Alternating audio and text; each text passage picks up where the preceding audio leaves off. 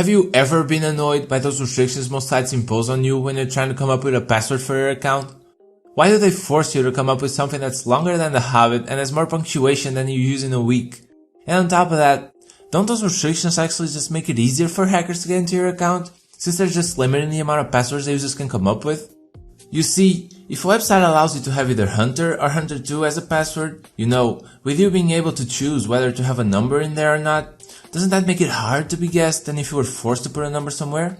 Because after all, now the hacker could just skip all possibilities that don't contain any numbers. The truth is, it does make it hard to be guessed, but just in theory.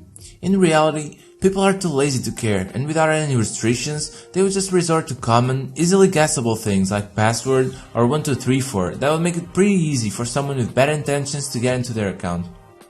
So, simple, predictable passwords are not a good option if you want to keep your account safe. Because, as you may have noticed, hackers don't need to try all possible combinations, they just need to guess what passwords the least security conscious people will use.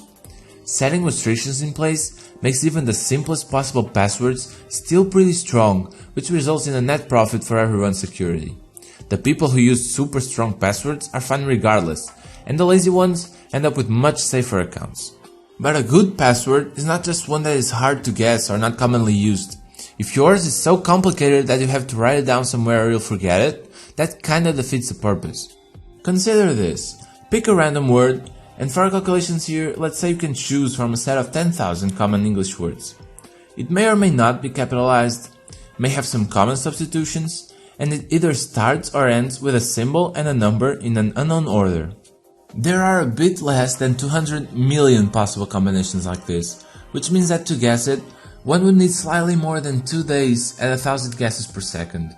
It doesn't seem easy, but if someone really wanted to, maybe they could manage to crack it. And it does seem a bit hard to memorize. Now consider this. Pick just 4 random words from that same 10,000 word set. That's 10 quadrillion possible combinations, which means more than 300 millennia at 1,000 guesses per second. Now, don't tell anyone and capitalize the second word and make the last one all caps. Now, it's more than 25,000 millennia to guess it. And you don't even have to memorize it because you already did. You just have to imagine a gay zebra punching something with a lot of power. Note though that this is just an example, and the amount of time it would take for someone to guess a password varies a lot depending on the approach they would choose to take. Here in this example, we're assuming the hacker knows the format of the password we're trying to create. But still, with everything equal, length is what tends to make a password strong.